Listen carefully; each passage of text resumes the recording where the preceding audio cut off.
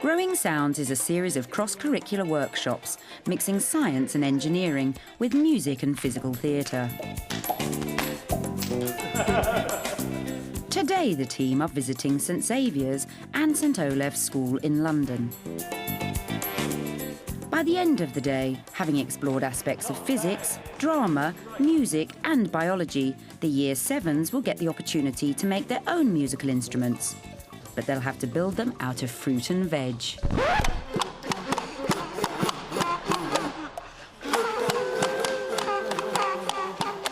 First, the students are going to need to understand a little about the physics of sound and how it travels.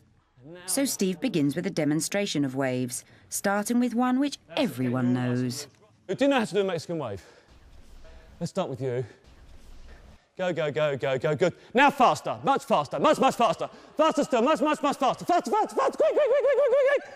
That's a special kind of wave called a transverse wave, okay? Because it's going up and down. Just like the sort of waves that we see in the sea, that's different to sound waves because sound waves are a pressure wave. And they don't go up and down like that. They go backwards and forwards. I have a background in teaching science using mime and physical theatre, and so what I was trying to do then was both use those theatre techniques to break the ice, as it were, get the children warmed up, but also to get them thinking about some of the science that would then be building on throughout the day. I'm going to send a vibration around the circle. We were looking at properties of materials, we were thinking about how sound propagates, we were looking at particles and interaction between different particles. Steve also explores how sound travels through gases, liquids and solids. What I'm going to do is I'm going to send the same sound wave, the same vibration through the solid now. Let's have a look. You ready for this? Straight elbows. Brilliant. OK, oh, I don't know if you noticed, but it went dum-dum-dum-dum-dum-dum-dum-dum. We got to here, and then it went dum-dum-dum-dum-dum-dum. We got an echo. That was brilliant. Let's see if we can do it this way. We're trying to get as much acoustics and physical science into the work and get them going so that they're ready for the next session. Okay, fantastic. Now, did that vibration travel faster or slower than when we were doing it walking around as a gas in space? Faster, brilliant. I haven't come across a science subject that you can't explore using physical theatre. Steve's final challenge to the students is to use their own bodies to physically model the inner workings of a musical instrument. So, OK, Lucy, you've got a clarinet. Talk me through it. What are the different parts?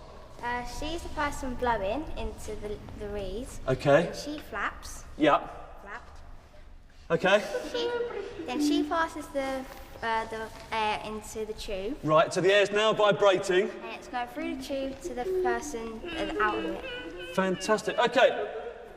Oh, that's great. Big round of applause for this group. Thank you, Lucy. Thank you very much. It's kind of a trick whereby in music lessons you can get very good engagement through doing things practically. And people are starting to do it in other disciplines, in other subjects, and it really, really works. We do it, then we reflect on it afterwards, and that's how it sticks, because they actually have ownership of what they've done.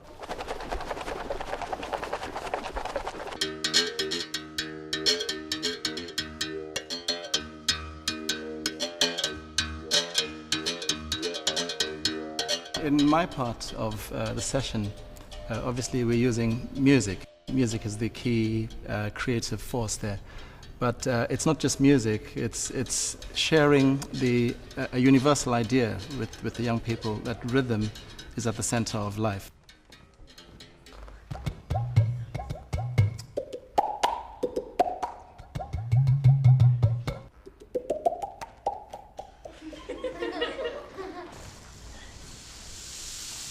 I play an array of instruments, of very unusual instruments,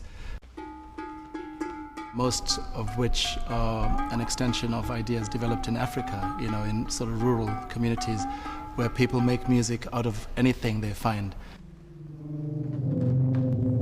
You go beyond the instrument, like why does this sound like this, you know, stuff like scooping a calabash out, a gourd out and cutting it in half, and, you know, it sounds like a drum.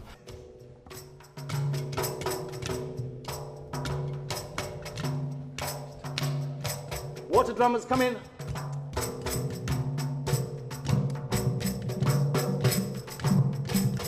Shakers, come in. Drummers, come in. Through Eugene's introduction to a whole new world of percussion, the students are able to see how even the most unusual of objects can be used to make music.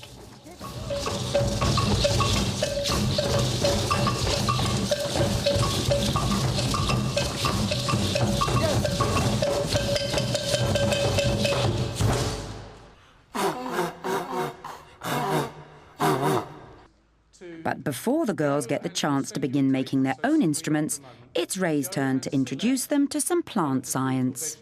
On your tables, you've got a worksheet. Spend some time in your groups starting to answer some of the questions on the worksheet. Once they've had time to have a look at the fruit and vegetables that they have in front of them, describe them. What colour is this? Orangey, yellow. I like this because it just looks like a tree. Talk about textures, structures. Yeah, that's one. Oh, it's like a coconut. That's a coconut. Yeah, but this one's hairy. And in particular, where they think they come from and whether they think they're a fruit or a vegetable. Yo, you got the tomato. You got a big decision for your vegetable. Isn't it?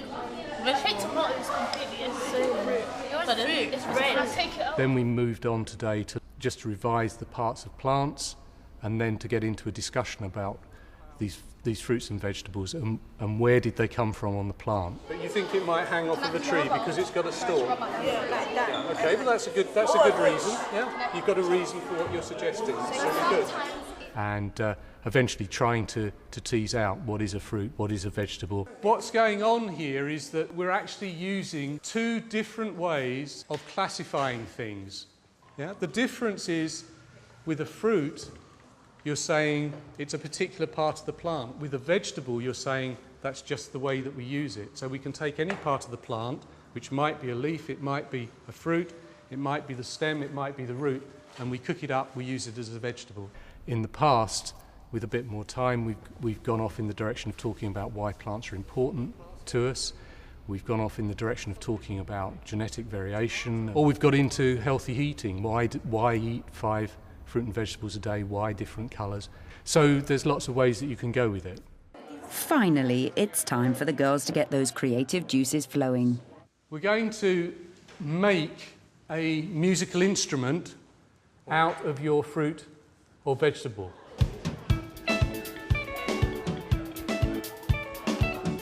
In design and technology, it's very important that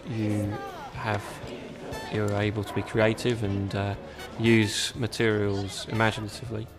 I thought the idea of musical instruments made out of vegetables and fruit captured the kids' imaginations, and it really got them engaged and involved in the lesson.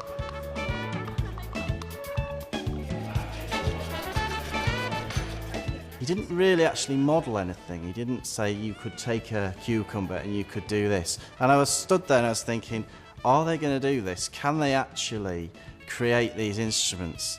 And of course, within an hour, they'd all got something that could make a sound. That's good. That's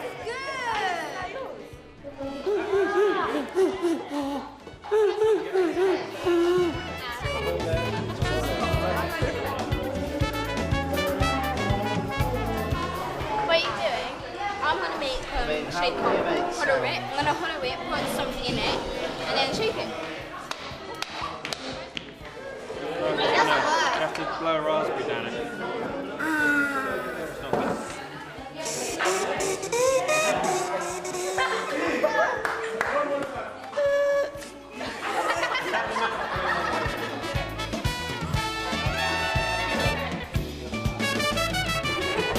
It's the culmination of everything that's gone before it.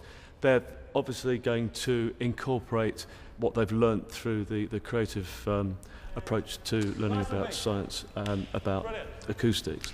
They're going to incorporate what they've learnt from making rhythms and compositions with Eugene, and they're going to build on that what they've learnt about the plant anatomy. They've been thinking about the actual type of material that some of these fruit and vegetable are made of. I cut off the end bit and I cut cut off the other ends, and Eugene used the drill, and we drilled a big hole so the sound can come through.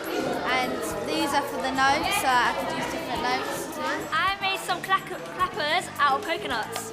It's a voodoo, and when you bang that bit, I think noise comes out. Noise comes out of this bit.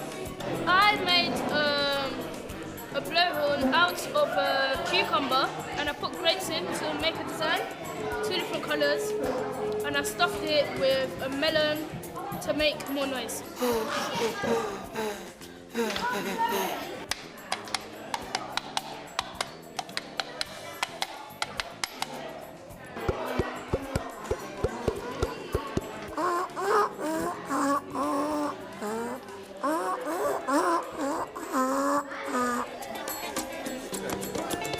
We never cease to keep being astounded by what children come up with. We've seen butternut squashes hollowed out with pieces of celery fibre stretched across them to make guitars. There was one child once who took a courgette and cut it part way through lengthways and then just sort of flapped the 2 pieces together to make a kind of primitive clapper. There's just no end of what children are able to come up with if you just let them run off with their imaginations. Ray, Steve and Eugene believe a large part of the success of the project lies in creating a truly cross-curricular experience. But do the girls agree? It mixed different kind of topics together, like science and music, and that was really interesting. I learned that sound and music and science are all incorporated with each other, because without science we wouldn't really have music, because it's about learning how molecules travel. My favourite part was making the instruments, because it was really creative, and you learned that you can make instruments out of just about everything. I used to prefer music to science, but now that they merged the two together it seems more interesting and fun, and I've seen a different side of science today. I can see a few contenders there. Few contenders coming up. Yeah. Ooh. We're not treating the curriculum in a linear fashion, but in fact, if you mapped out all the curriculum attainment targets that we covered over the day, we've covered an enormous amount, and I think that's what's most important, because actually teaching this creatively saves time.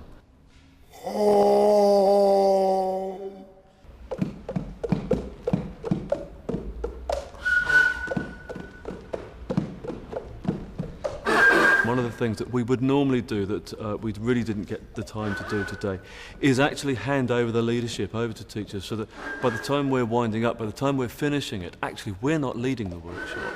We're allowing the teachers to take it away from us, because that is one of the main aims, is to say, look, you can do this. This is not something that has to be done exactly the way that we do it. A school can take 2 or 3 elements where they have got the resources and the teachers to do it, and they can run with that, and they can modify it, they can add extra things in which perhaps we haven't thought of. Brilliant! To play a broccoli trumpet is a soul-enriching experience, to be honest, which I think will stay with me forever, and I shall treasure that moment. Thank you.